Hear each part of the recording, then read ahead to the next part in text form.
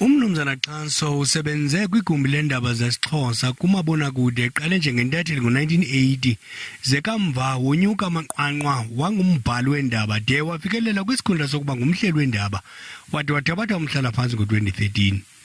Ibizele de yaphuphumela ngaphandle ityaleki yamawesile eBethesda apho ebengumrhamente khona umnumzana Xaso nalapho inkonzo yomngcwabo wakhe namhlanje ibibanjelwe khona.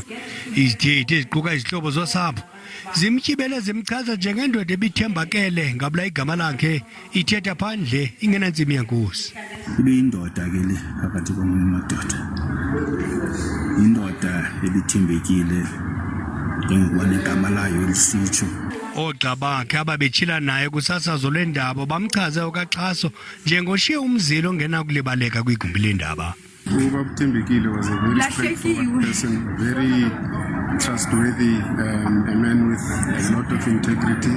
Usapho lwakhe lumchaze njengentsika yekhaya, umyeni othembakeleyo notata uzelela uthando. It breaks my heart to lose you and you did not go on. Part of me went with you. Umfi uXaso usweleke sele ezakufinca iminyaka engamashumi asixhenxe nanjengoko namhlanje bilisuku lokuzalwa kuba wazalelwa eBhayi ngomhla wesi-7 ku-April 1952. Ufunde de wafika naseFort Hare eDikeni ephuma nesidanga se-BA kwi-Personnel Management. Ubekwe kumadlaka asewest Park eRhawutini. Asizanga nanto ukuza emhlabeni kusekuhleni ukuba singephume nanto kanjalo.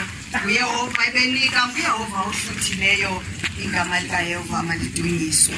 Ushiya ngasemva kulo mhlaba uhlaba ngameva nenkunzana owakwakhe umama Elena intombi yakhe kuphela kwayo ulwando abanakwabo oodadewabo abatshana abazukulwana nenkumbulo ezihlobo nezalamane. Eneneni indoda ihlakule ithi yakugqiba iqwa igaba layo igoduke nathi masitsho kunqotho uqengeba ujoli inkomo okumzukulwane wenyoka engenaburhalarhume inkwakho phumla ngoxolo bratela thandazwe ingxelo ngusiyavuya Sineke eRhawutini.